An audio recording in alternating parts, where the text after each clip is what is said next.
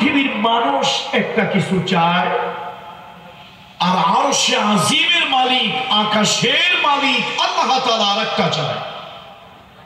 तमाम দুনিয়ার মানুষ ঐক্যবদ্ধ হয়ে এক ধরনের পরিকল্পনা করে, আর আল্লাহ তাআলা ওই পরিকল্পনার মোকাবেলায় আল্লাহ তাআলা কোনো কৌশল, কোনো পরিকল্পনা অবলম্বন করেন। আচ্ছা বলুন তো কারটা হবে? কারটা হবে? কোনো সন্দেহ আছে? কোনো সন্দেহ নাই। এই বাস্তব কথাটাই আজকের আয়াতের মূল আলোচ্য বিষয়।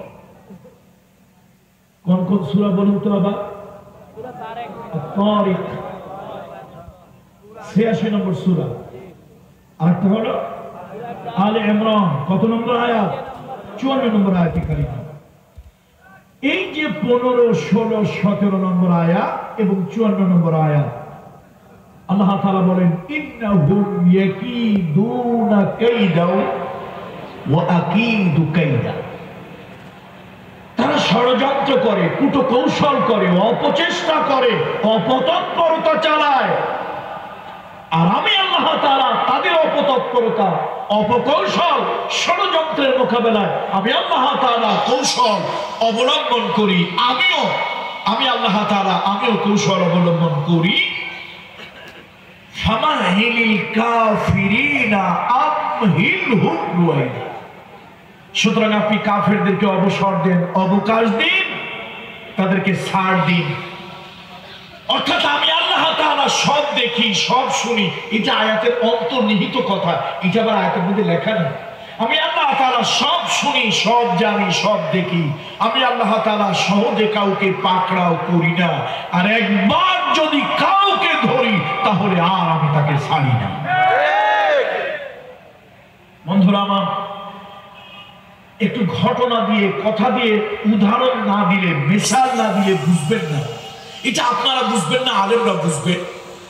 এই আয়াতের তাফসীর নয়, এই আয়াতের আলোকে আমি কিছু জুমলায় মুতারিজা বলবো। জুমলায় মুতারিজা বলা জায়েজ আছে, না জায়েজ নেই, আল্লাহ নিজেও বলেছেন।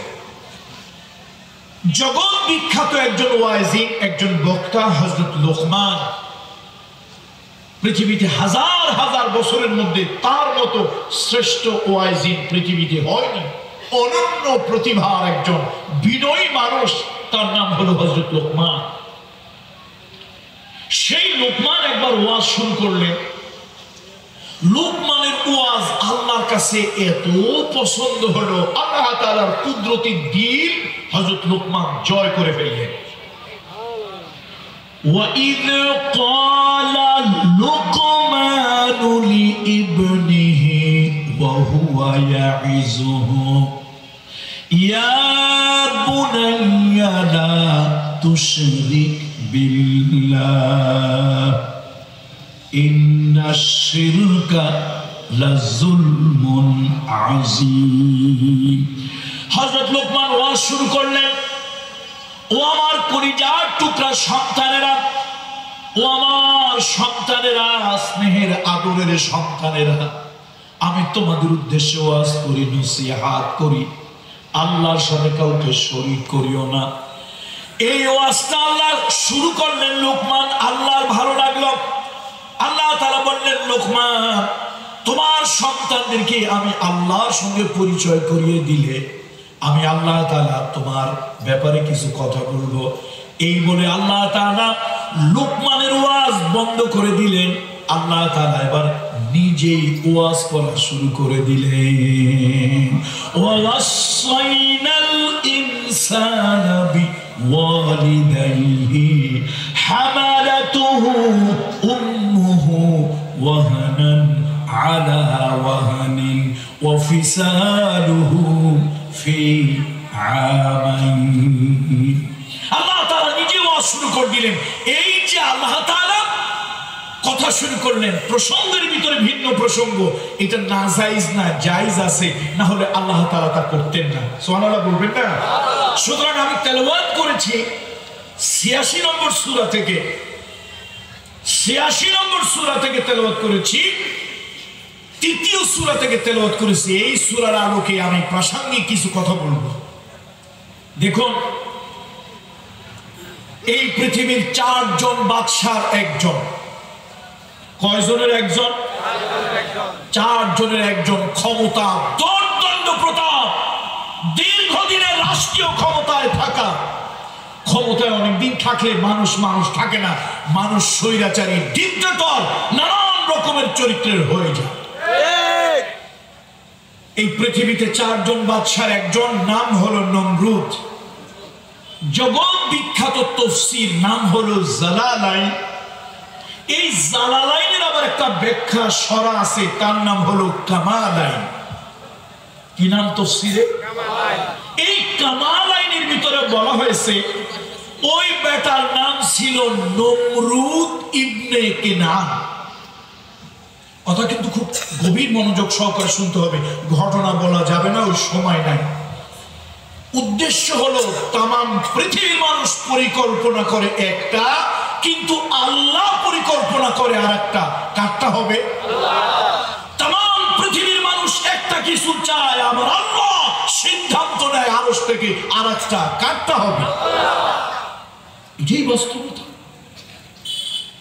পৃথিবীর দোর্দণ্ড প্রতাপের বাদশা নমরুদ ইবনে কেনান। ওই নমরুদ ইবনে কেনান স্বপ্ন দেখেছিল তার রাজ্যে একটা নক্ষত্র তারকার উদয় হয়েছে। ওই তারকার আলোতে আলোকিত হয়েছে তামাম দুনিয়া। কিন্তু ওই নক্ষত্রের নিচে, ওই তারকার নিচে একটু অন্ধকার। ওই অন্ধকারে নমরুদের রাজ সিংহাসন, নমরুদের রাজতত্ত্ব অন্ধকারে ঢেকে গিয়েছে, ম্লান হয়ে গেছে।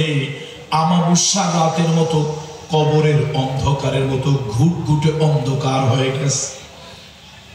সকালবেলা নমরুদ তার রাজ্যের যত জ্যোতিষী, জ্যোতির্বিজ্ঞানী, যত গণকাহিন যারা আছে সকলকে এক জায়গায় করলো।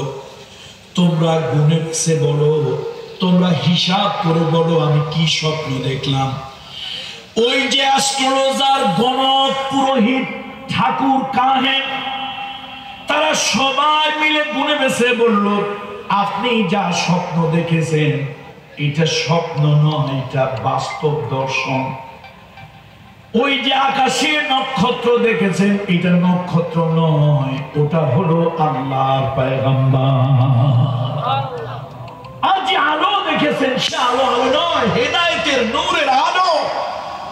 এই আলো বিচ্ছুরিত হবে, ছড়িয়ে পড়বে জগৎময়, আর সেই পয়গম্বর আসবে, আপনার স্বৈরতন্ত্র নিপাত যাবে, আপনার ক্ষমতা চ্যুত হবে, আপনার ক্ষমতা থেকে আপনি বিতাড়িত হবে। নমরুদ সর্বনাশ, এই কাজটা তো হতে দেওয়া যায় না, এই কাজটা হতে দেওয়া যায় না। আমার ক্ষমতা তো যেমনি হোক ধরে রাখতেই হবে। এই বুদ্ধিজীবীরা তোমরা বুদ্ধি দাও। বুদ্ধিজীবীরা নানান বুদ্ধি দিয়েছিল, অন্তত 5 ঘন্টা 4 ঘন্টা লাগবে পুরো কথা উঠে আনতে। আমরা সেদিকে যাব না। বুদ্ধিজীবীরা বুদ্ধি দিয়েছিল এই সন্তান কোনোভাবেই যেন মায়ের গর্ভে যেতে না পারে, পিতার পৃষ্ঠদেশ থেকে, মায়ের বক্ষদেশ থেকে মায়ের জরায়ুর ভিতরে যেন যেতে না পারে। আগামী 3 দিন 3 রাত স্বামী আর স্ত্রী, কনজুগাল লাইফের পার্টনার, তাদের ভিতরে সকল ধরনের মুজামেআত, সকল ধরনের দৈহিক সম্পর্ক নিষিদ্ধ থাকবে। আমরা জানি 3 দিন 3 রাত কঠিন ভাবে পালন করা হলো, কিন্তু আল্লাহর কি কুদরত। নমরুদের একান্ত কাছের লোক, তার নাম হলো তারিক। কোরআন শরীফ বলেছে তার নাম আযর। এটার পিছনে একটা লম্বা কথা আছে, আমি ওদিকেও যাব না সময়ের কারণে।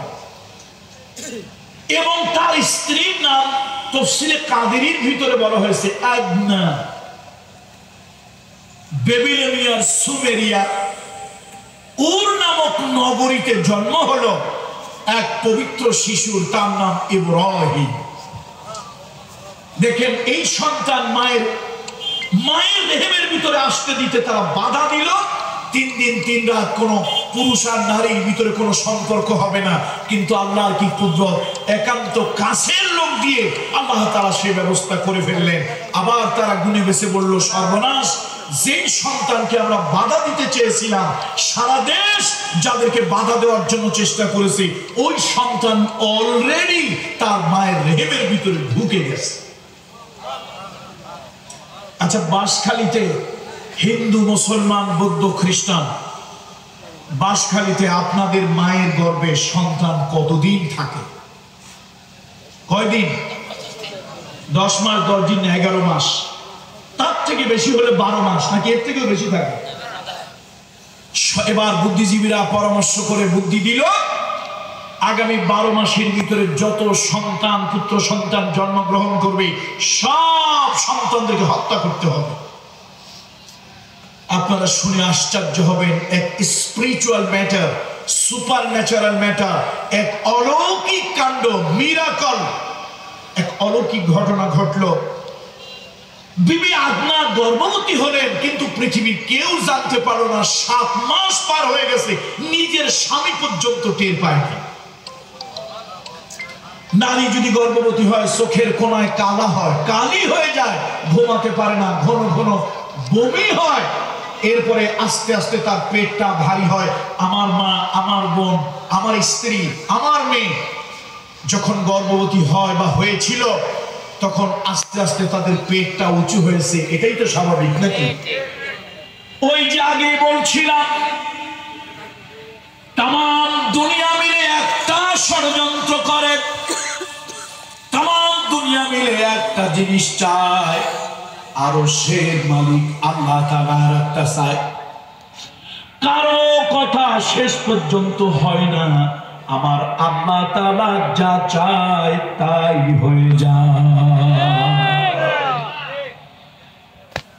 সরকারের, গভর্নমেন্টের লোক, আপনারা তাফসীর পড়ে নেবেন, এক এক তাফসীরে চমকপ্রদ নতুন নতুন কথা বলা হয়েছে, আপনারা পড়ে নেবেন। নানান